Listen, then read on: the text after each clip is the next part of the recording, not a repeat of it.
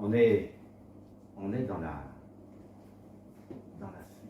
l'heureuse liberté des enfants de Dieu ensemble. C'est ce qu'on a envie de vivre ensemble maintenant. Hein? Ouvrir la parole de Dieu avec l'Esprit de Dieu. Hein? Et bien sûr, ce que je vais lire, j'y ai déjà pensé. Alors, ce que j'aimerais aussi, avant qu'on ouvre la parole de Dieu, si c'est possible, que quelqu'un ou quelqu'une puisse prier pour moi avant et puis pour ces moments tranquillement. Oui, Seigneur, nous pouvons maintenant te prier pour Richard en particulier, pour que tu l'assistes et tu lui donnes les paroles qui viennent de toi par le moyen de ton esprit, du Saint-Esprit. Nous te demandons que tu veuilles nous faire du bien, nous encourager. Tu vois, nous sommes venus ce matin encore une fois, non seulement pour t'apporter, mais pour recevoir de toi, parce que c'est toi qui es le dispensateur de toutes choses. Nous te bénissons. Seigneur, nous confions en toi pour ces moments. Tu nous donnes d'être réceptifs aussi, nous t'en prions et nous te bénissons. Amen. Amen. Amen. Ben, ça tombe bien, Edgar, que tu aies exprimé cette prière, parce que moi je suis dans une pression terrible. Et tu sais pourquoi? À cause de toi. Non, parce que je plaisante. Ce matin, dans une des prières, tu as exprimé le fait qu'on vient ici avec des attentes. Et je me dis, mais Richard, mais t'es qui, toi, pour pouvoir être un canal pour répondre aux attentes de chacun que je ne connais pas? Alors bien sûr, on compte sur l'Esprit de Dieu, bien sûr, la parole de Dieu, mais vous voyez, ça vous... Ouf, hein, ça pourrait être lourd, et ça vous... on peut y penser aussi, hein, quand des gens s'expriment, vous voyez, ça pourrait être compliqué. Hein. Bon, moi, je ne suis pas trop là-dedans, hein, vous comprendrez vite que je n'ai pas trop de soucis avec ça. Hein. Mais ouais, c'est fort quand même. Hein. On vit des choses fortes, hein. C'est beau. Hein. Et alors, ce matin, nous avons parlé que nous étions assoiffés de toi dans un chant, dans le 213. Dans le 213, on disait tu es là, etc. Je ne sais pas comment on disait, on peut peut-être le projeter. Alors, voilà, quand nos âmes soupirent à t'entendre, assoiffés de toi, Jésus, tu es là, tu es là. Et on va lire l'histoire de quelqu'un qui était assoiffé de Jésus. Et quelqu'un qui était aussi, on l'a dit dans un chant, conscient du poids de mes fautes. Hein? Quelqu'un qui arrive devant Jésus, je fais exprès de dire ça un peu dans une introduction, non pas pour vous essayer de deviner le texte, mais pour carrer les choses. Quelqu'un qui est conscient du poids de ses fautes. Et on va voir que c'était pas rien, c'était pas rien. Et en même temps, à mon avis, c'était pas quelqu'un qui était conscient d'être le plaisir de Dieu. C'est toi qui as relevé ça dans une prière. Voilà. Comment est-ce qu'on peut être, comment est-ce que les hommes, les fils des hommes, et c'est la Bible qui le dit, comment est-ce qu'on peut être le plaisir de Dieu? C'est extraordinaire, hein, ça. Alors, on va le voir dans cette scène.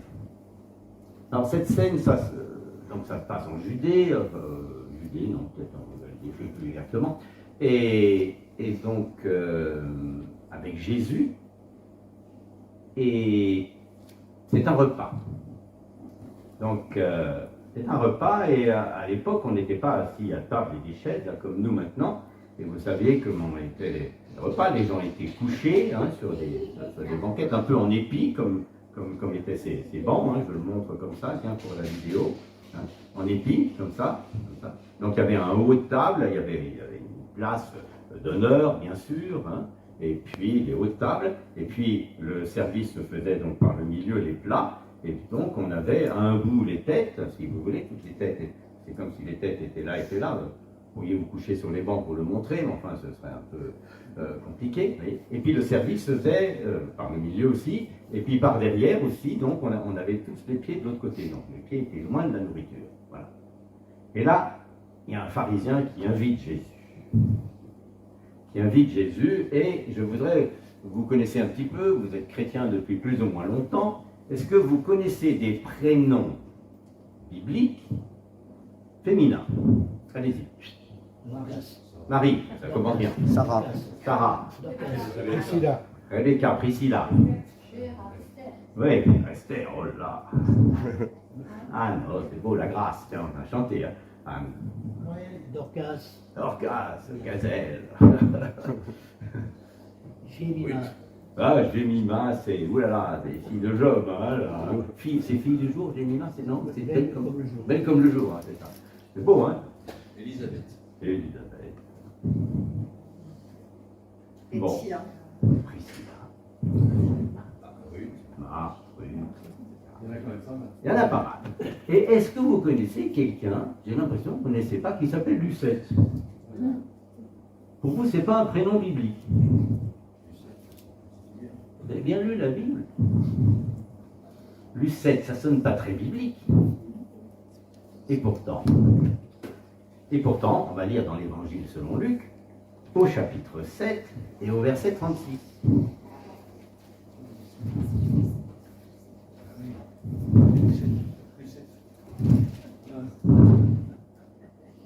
Ça souffle encore, hein? C'est normal? Non. Écarter encore un peu. Reste un petit peu Gérard. Comme ça? Comme ça, c'est mieux? Ouais, c'est vrai. Donc, Évangile selon Luc, chapitre 7 et au verset 36. Et un des pharisiens le pria de manger avec lui, c'est Jésus, on le sait d'après le paragraphe d'avant. Et entrant dans la maison du pharisien, il se mit à table. Et voici une femme dans la ville qui était une pécheresse et qui savait qu'il était à table dans la maison du pharisien, apporta un vase d'albâtre plein de parfums et se tenant derrière à ses pieds et pleurant, elle se mit à les arroser de ses larmes et les essuyait avec les cheveux de sa tête et couvrait ses pieds de baisers et les oignait avec le parfum, c'est-à-dire versait du parfum dessus. Et le pharisien qui l'avait convié, voyant cela, dit en lui-même, mais celui-ci, s'il était prophète, saurait qui et quelle est cette femme qui le touche, car c'est une pécheresse.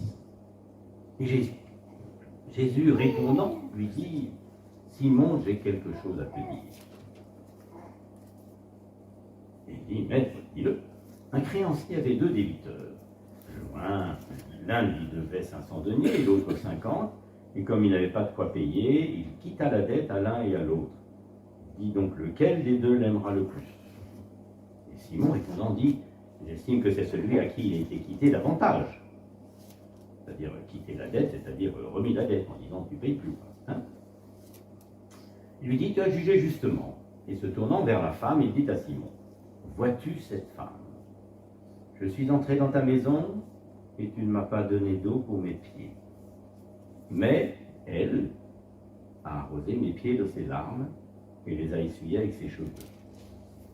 Deuxièmement, tu ne m'as pas donné de baiser, mais elle, depuis que je suis entré, n'a pas cessé de couvrir mes pieds de baisers. Troisièmement, tu n'as pas oint ma tête d'huile, mais elle a oint ma tête avec un parfum, versé du parfum sur la tête. C'est pourquoi je te dis, ses nombreux péchés sont pardonnés, car elle a beaucoup aimé, mais celui à qui il est peu pardonné aime peu. Et il dit à la femme, tes péchés sont pardonnés. Et ceux qui étaient à table avec lui se mirent à dire en eux-mêmes, mais qui est celui-ci qui même pardonne les péchés? Et il dit à la femme, ta foi t'a sauvée, va en paix.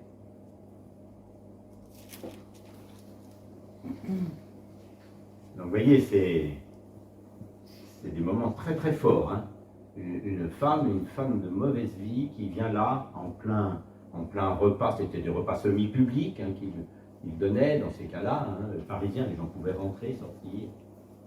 Et puis il y a des échanges de paroles, on voit, il y a des gens qui parlent, il y a des gens qui ne parlent pas, hein, là-dedans,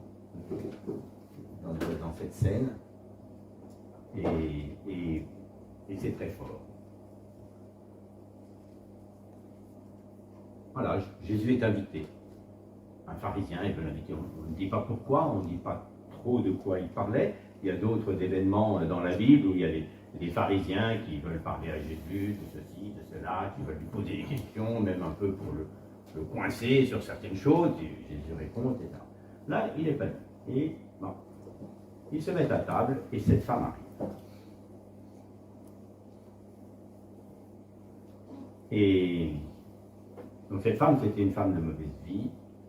Et elle est venue faire quoi pour Jésus? Elle est... Je ne sais pas si elle se disait, mais quelle est mon identité? Est-ce que mon identité est dans mon péché, dans ce que je fais de mal? Et elle pleure.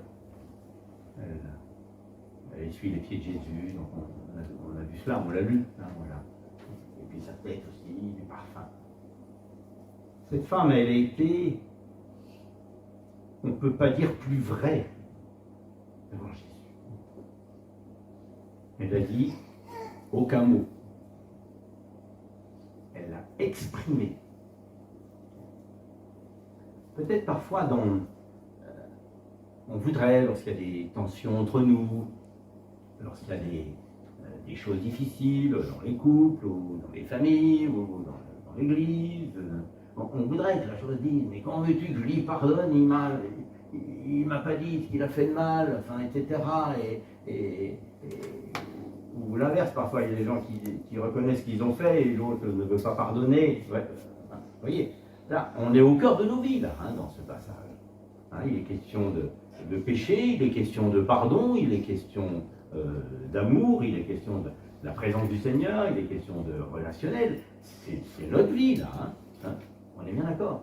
Et nous, on voudrait que l'autre formalise les choses de manière très très précise. Comme on voudrait. Nous avons des attentes, on a parlé d'attentes. Est-ce que je vois Sophie, moi, là? Ah, je l'ai derrière. Voilà. Je me souviens, Sophie, une fois à Paris, il y a peut-être 20 ans, c'est rien, je travaillais avec ton frère, et puis on n'était pas d'accord, parce que, tu sais, il n'aime pas la poussière, puis on était sur un chantier, lui, il faisait de l'électricité, puis moi, je balayais, j'aime bien que ça soit propre, etc. Puis lui, il n'aimait pas la poussière, ça l'a un petit peu énervé, hein. Tu connais ton frère, et quand je dis un petit peu, c'était pas mal, hein. Il a pris mon balai, puis c'est un gars solide, hein, le gars. Hein. Il est jamais venu ici, non, Michel? Non. Ton frère, non. Bon, il a pris le balai, il a balancé, il attend, non seulement au bord du chantier, mais le chantier était au bord de la rue, je me souviens toujours. Et le balai a traversé la rue, c'était très joli, il est allé dans le chantier d'en face. Bon, voilà, parole douce appelle la colère. Là, je crois que j'ai plutôt rien dit. On a dit, on va attendre que ça se dépose, que ça se calme, etc. Voilà. Et puis, dans l'après-midi, le soir, enfin, je sais pas, un coup de fil. En avril, on n'avait pas reparlé de ça. Un coup de fil. Et il m'a jamais dit, Richard, je regrette d'avoir été violent. Moi, j'aurais pu lui dire, je regrette d'avoir fait un peu trop de poussière. Voilà, enfin, bref. Mais il ne m'a jamais dit ça. Mais le fait qu'il m'appelle pour parler d'une chose ou d'une autre, comme ça, lui, il voulait rétablir ce lien que bien sûr, qui avait été un peu rompu, hein, ou distendu. Hein. Vous voyez? Et ça m'a toujours marqué, ça. Ça m'a toujours marqué. Pour dire, mais sachons accueillir l'autre comme il est, dans son expression. C'était du non-verbal. Hein. On a parlé de toute autre chose. Mais c'était réglé entre nous. Moi, j'ai trouvé ça très beau. Et vous voyez, ça nous force à faire de manière différente. Et on voit bien qu'on est obligé de faire comme Jésus. Jésus, il ne fait rien comme les autres. Hein. On est bien d'accord. Hein. Il nous bouscule. Voilà. Donc là, voilà. Cette première chose, la femme, elle agit comme ça, devant tout le monde. Elle est vraie. Et voilà.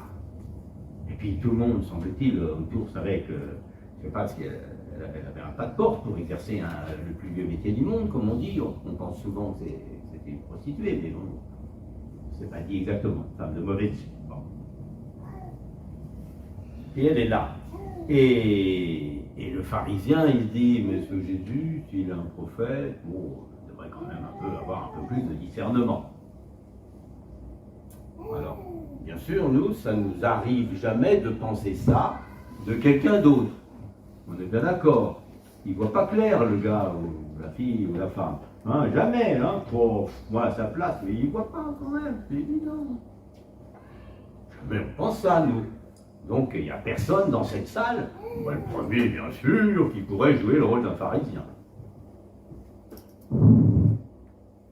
Après je vais vous raconter une anecdote aussi, ça vous réveillera pour ceux qui dorment, mais c'est pas grave, ça m'est égal si les gens dorment. Ah oui, oui, j'aurais dû vous dire deux choses. Ça m'est égal si quelqu'un s'endort, ça ne me fait rien. C'est pas grave, je le raconterai en particulier. Ah. Et deuxièmement, Cathy, j'ai oublié de dire aussi, pensez bien à Cathy, parce que Cathy, enfin, j'ai déjà présenté combien de fois ce sujet à ton avis, où tu étais présent? Une fois ou deux?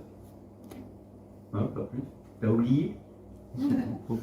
Ben, tu peux venir le faire alors si tu as bien écouté. Alors Cathy écoute tout ce que je dis, alors, je vous préviens, hein, elle vérifie que ça passe, mais avec une disposition de cœur bienveillante. Hein. Mais je ne sais même pas, hein, quand la fois dernière j'ai présenté ça. Bon, voilà. Il y a des gens qui notent, vous savez, quand ils présentent des sujets à certains endroits et à certaines dates. Moi je ne le fais pas. Donc si je reviens ici dans 6 mois que je vous parle de Lucette, vous me dites Richard, tu nous l'as déjà fait celle-là. Oui, une fois, on était en réunion de jeunes à Paris, et il y en a peut-être qui y étaient, toi tu y étais chez les deux mondes, tu y étais pas toi? En réunion de jeunes, j'en sais rien. Et puis, vous savez, on a fait des jeux, qu'on appelle les jeux de l'ambassadeur, vous connaissez tous là. Les jeux d'ambassadeur, on se met en deux groupes. Ah ben je vous explique en 3 secondes.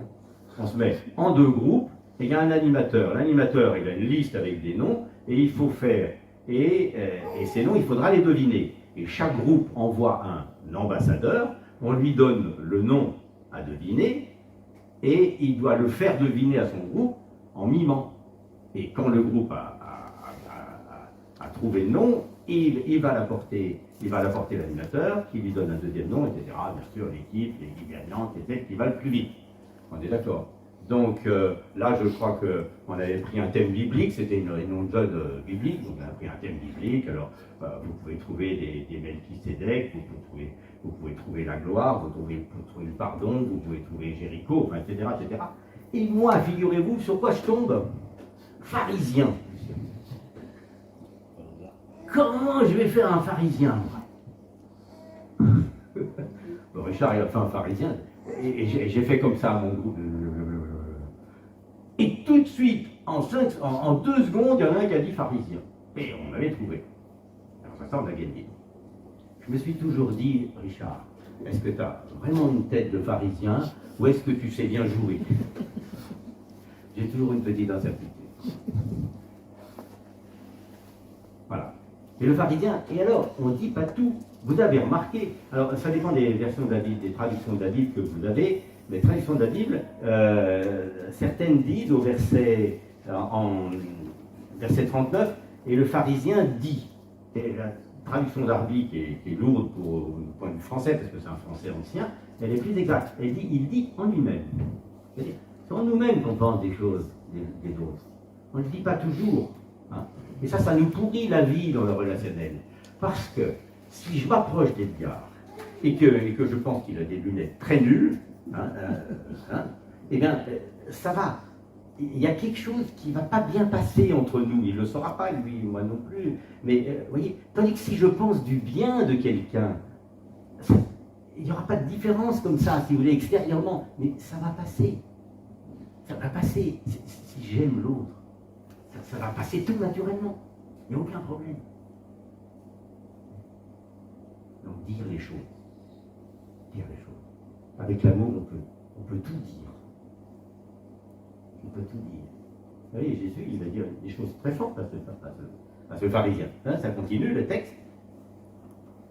Le texte continue. Simon, j'ai quelque chose à te dire. Vous imaginez la scène, ce repas, Jésus parlait quand même, il était invité d'honneur, etc. À mon avis, j'ai l'impression que tous les bruits de fond ont dû se tomber. Hein. Vous vous rendez compte? Le rabbi de passage invité chez le pharisien qui dit « Simon, j'ai quelque chose à te dire ». Maintenant, on appelle ça du métalangage, la métacommunication. C'est-à-dire, on annonce ce qu'on va dire, un contenu, enfin, il y a des gens qui ont développé ça. Enfin, bref. J'ai quelque chose à te dire.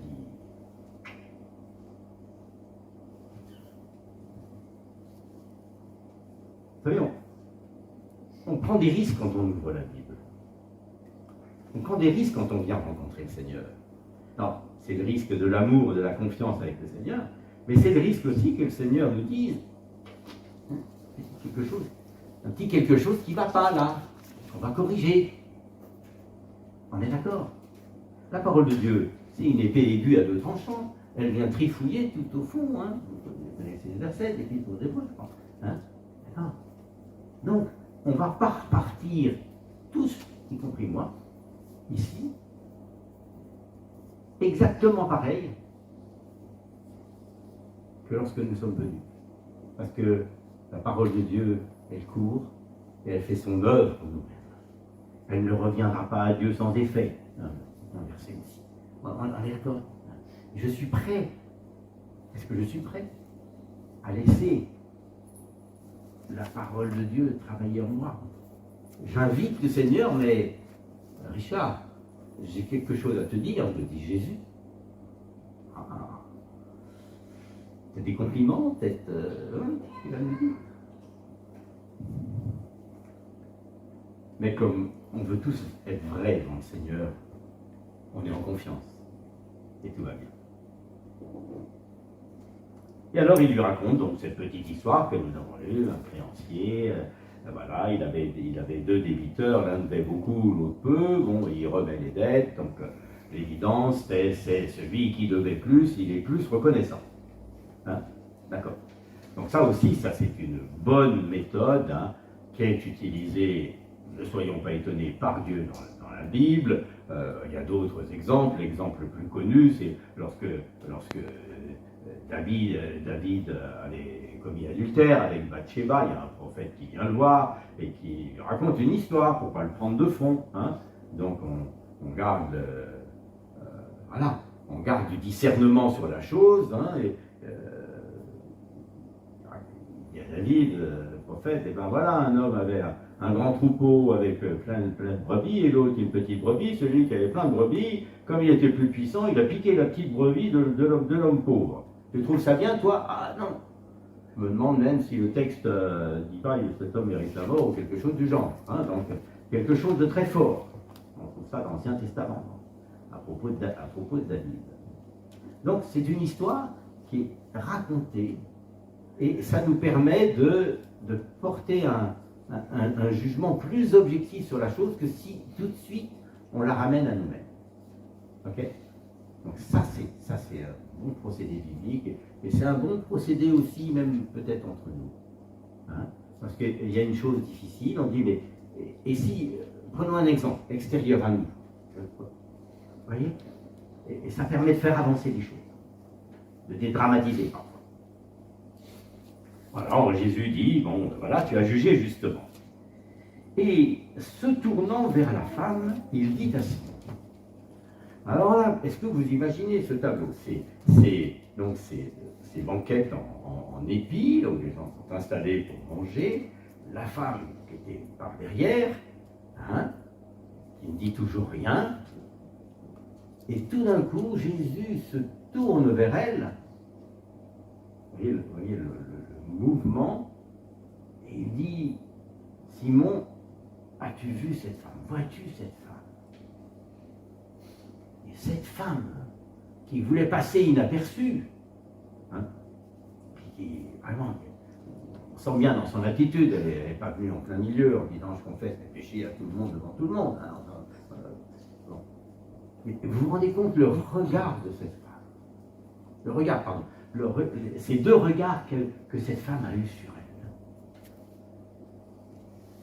Pour elle, c'était des gens importants. Un rabbi de passage, un pharisien, ça veut dire pur. On les appelait pharisiens parce qu'ils avaient un grand désir de pureté, les pharisiens. Ça s'était développé un siècle et demi avant la venue de Jésus, et ils avaient un grand attachement séparé, pur, hein, un grand attachement à la parole de Dieu, les pharisiens. Et puis après, ils s'étaient tellement crus séparés, purs, attachés à la parole de Dieu, que du coup, oulala, les autres, oulala, je ne veux pas me souiller avec ces choses, ces impuretés, ces saletés avec le péché. Hein. Voilà. ces deux regards sur la femme.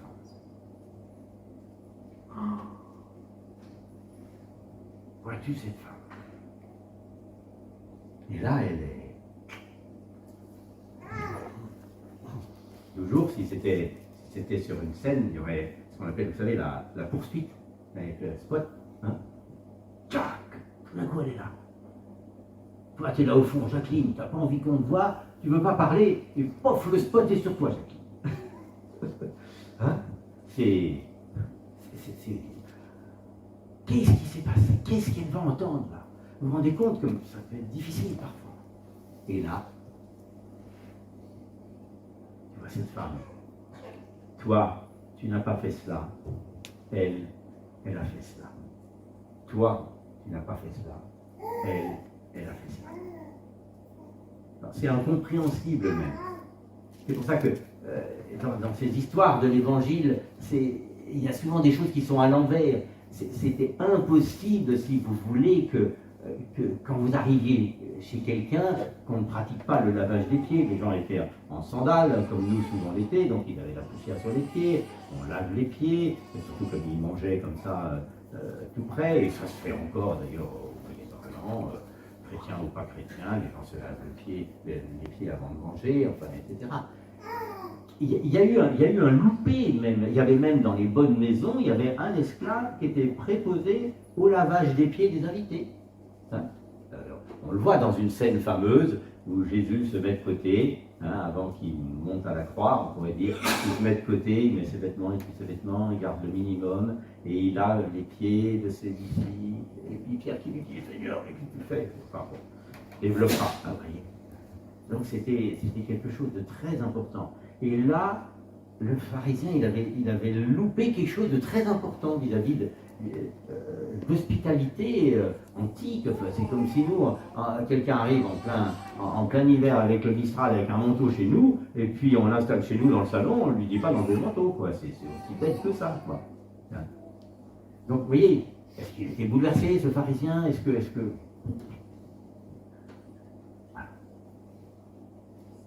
Est-ce qu'il méprisait Jésus, tout simplement? Peut-être.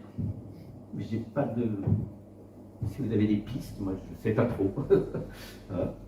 Ouais, peut-être il dit, il vaut pas la peine celui-là, ou je sais pas, j'en sais rien. Ou est-ce qu'il y avait une grosse chaleur, il n'y avait plus assez d'eau? Non mais vous savez, parfois il y a des raisons tout bêtes. Ouais, voilà, je sais pas.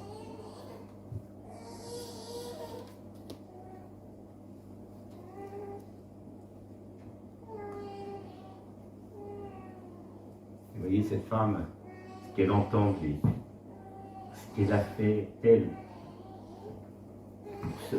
parce qu'elle a reconnu dans Jésus quelqu'un de pas comme les autres, elle. Le pharisien, il était peut-être en train de se demander encore qu'est-ce que c'est que ce rabbi, etc., ce prêcheur itinérant. Hein. Elle avait senti qu'il y avait quelqu'un là qui n'était pas comme les autres. Et elle, voilà. Et puis Jésus, vous vous rendez compte, Jésus, il accepte non seulement d'avoir les yeux lavés par ses pleurs, etc., mais du parfum sur sa tête. Vous avez déjà pensé avec quel argent il avait été acheté le parfum?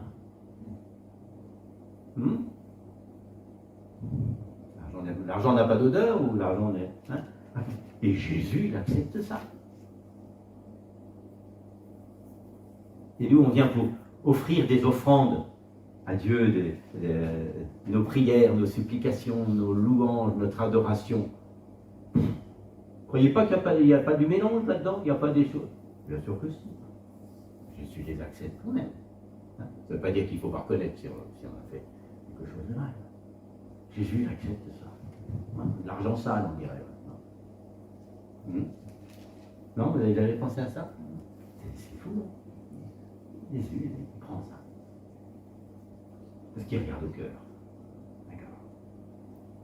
Et c'est pourquoi je te dis, verset 47, ces nombreux péchés sont pardonnés, car elle a beaucoup aimé. Alors Jésus, là aussi, il inverse les choses, curieusement. Hein. Nous, on pourrait, nous, si on on explique le schéma hein, de la conversion, hein, c'est se tourner vers Dieu, confesser ses péchés. Comment veux-tu que j'aime Dieu parce que je suis dans mes péchés. Comment veux-tu que j'aime Dieu, je suis sale, puis il ne voudra pas de moi. Et puis, tu te convertis, tu confesses tes péchés, tu te repens, tu décides de pas recommencer, tu le fais avec Dieu. Enfin, vous voyez, voilà, on sait bien décrire hein, des jolis schémas comme ça. Mais avec Jésus, les schémas, ça ne marche pas. Jésus, il regarde d'abord au cœur. Elle a aimé cet homme qui passait là. Elle l'a aimé. Elle a aimé cet homme elle sentait qu'il était vrai, qu'il pouvait l'accueillir, elle, on l'a chanté, tel que je suis. Il pouvait l'accueillir. Alors elle est venue. Et nous aussi, ça peut nous arriver peut-être des chrétiens, où on a des choses pas bien réglées. Mais venons à Jésus, il va nous accueillir. Il va nous accueillir. Si on vient en vérité à Jésus, vous voyez, je dis plusieurs fois le mot, hein, on est bien d'accord. Hein, si on vient, bon, voilà, il nous accueille. Et alors après, si vous voulez un peu d'explications qui ne sont pas directement dans ce texte, je viens à Jésus parce que je me sens aimé. Je viens avec lui avec mes péchés. Et puis je me retrouve dans la lumière. Que Jésus, il est amour et lumière. Hein. Mais d'accord, Jésus, Dieu, hein, c'est la même chose, hein, c'est la Trinité. Il est amour et lumière. Donc du coup, j'arrive dans la lumière et clac. Je m'aperçois que j'ai des taches. Donc il faut que j'aille me laver. C'est pour ça que j'ai besoin d'être lavé dans le sang d'agneau. Les péchés, purifiés. Et puis, consacré à Dieu, ce que veut dire sanctifié. Je suis consacré à Dieu. Purifié. Quelqu'un, l'Épître aux Corinthiens nous dit ça. Vous avez été lavé, purifié, sanctifié. Consacré à Dieu. Vous voyez, c'est ça l'accueil d'amour. Et nous, presque souvent, on inverse les termes. Et quand on n'est pas là-dedans, on ne comprend pas. Et les autres gens, ils disent, mais comment tes péchés sont pardonnés, etc. Voilà. Et alors cette parole de Jésus, moi, ça me tripote, hein. Toujours. Je vais vous dire pourquoi.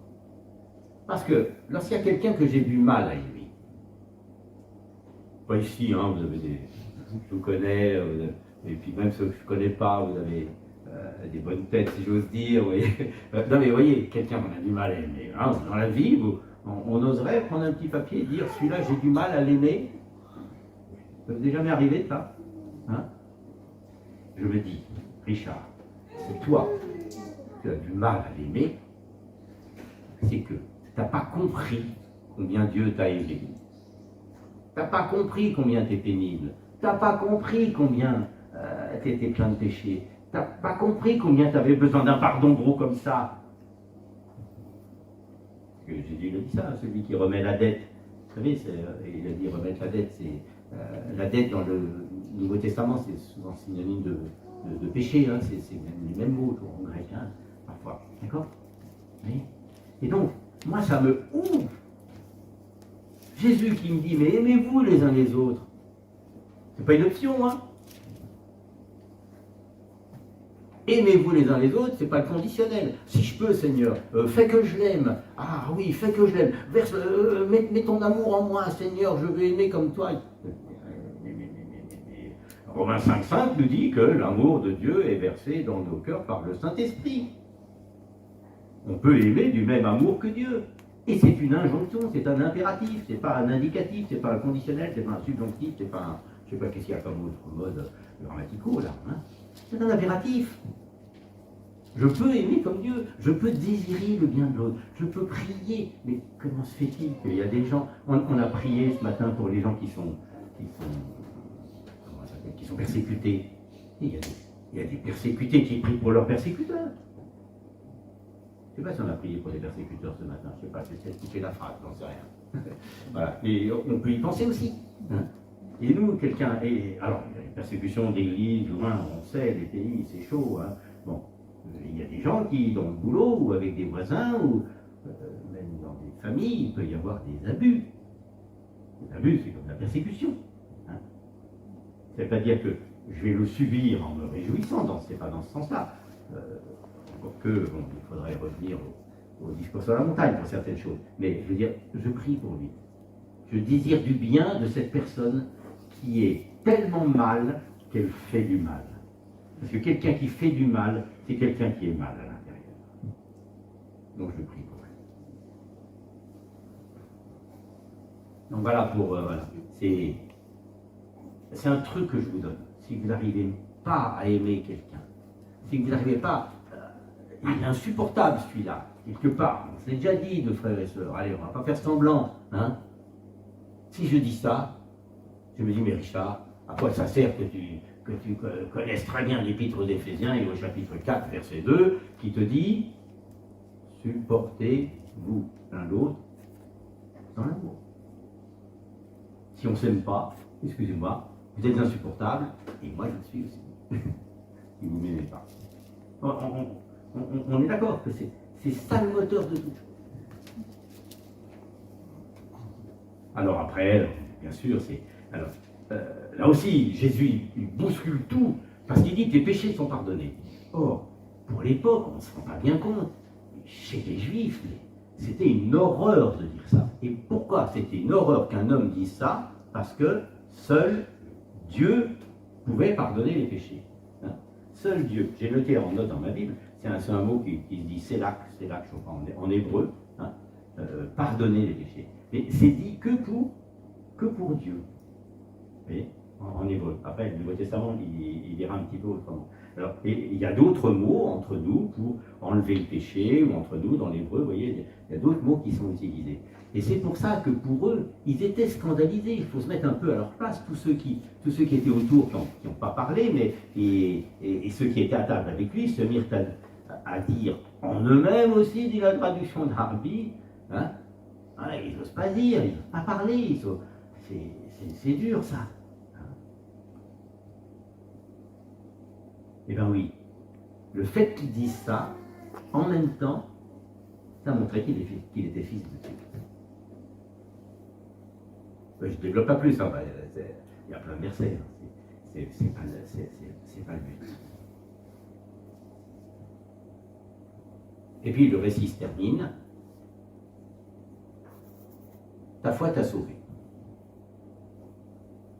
Alors on est là d'accord, nous on est sauvés par l'œuvre de la croix, on l'a rappelé ce matin, parce que Jésus est mort à notre place sur la croix. Il a pris mes péchés comme étant ses péchés personnels. Il m'a délivré en plus des péchés que j'ai commis. Il m'a délivré de la puissance du péché. Et c'est pour ça que nous sommes maintenant des gens plus que vainqueurs. On trouve ça très très bien écrit dans l'Épître aux Romains, c'est bien détaillé, c'est bien exposé, c'est bien à la suite, c'est compréhensible, je trouve, et si on n'y arrive pas, eh bien, on se téléphone et puis on en parle. Donc voilà, c'est cela. On est sauvé par ça. Mais on est sauvé, et c'est toi qui as vu le passage, l'Épître d'Éphésiens, par la foi aussi. Il faut que je croie ça. Donc quelque part, dans cette œuvre de salut qui a été complètement faite en dehors de moi, si je ne donne pas d'écho en moi-même à cette œuvre-là, il n'y a rien. Alors vous avez de la chance, vous avez la foi. Hein? Et sous-entendu, quand vous posez...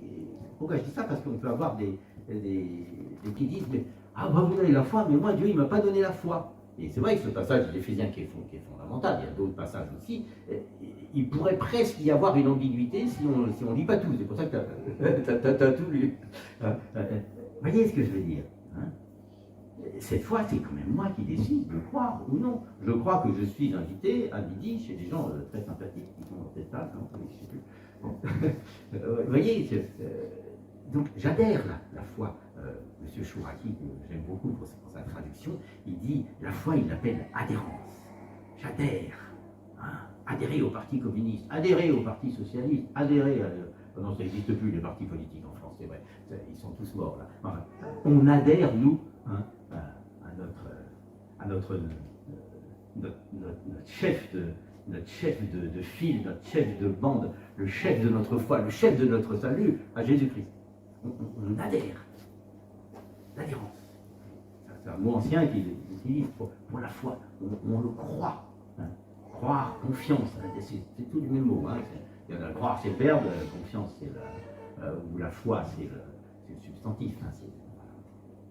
Donc, voilà, ta foi t'a sauvé, va en paix. Et Jésus le dit, vous rechercherez à l'occasion, Jésus le dit, je crois, 4 fois dans les évangiles.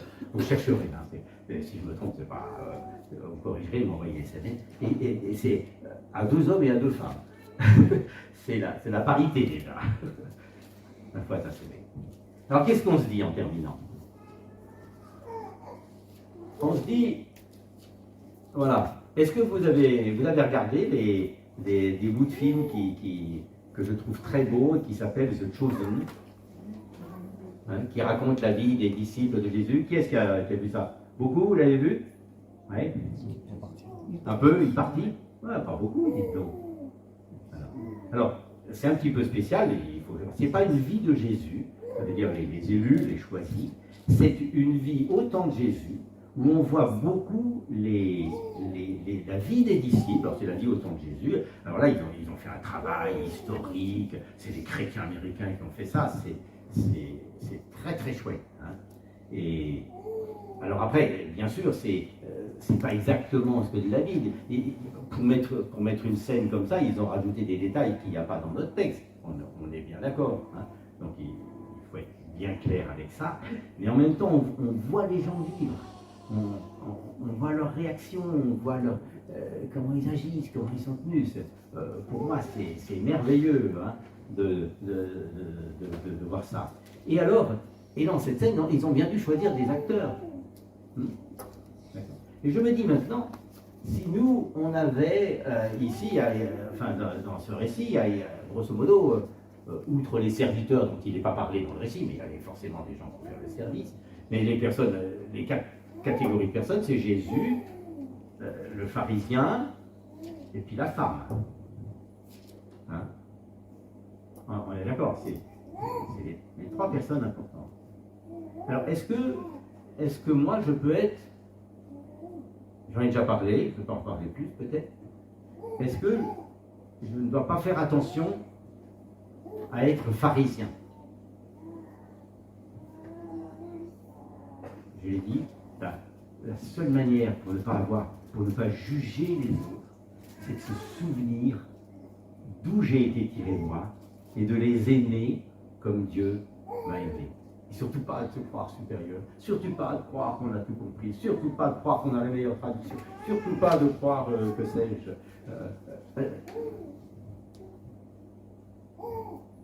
On est d'accord?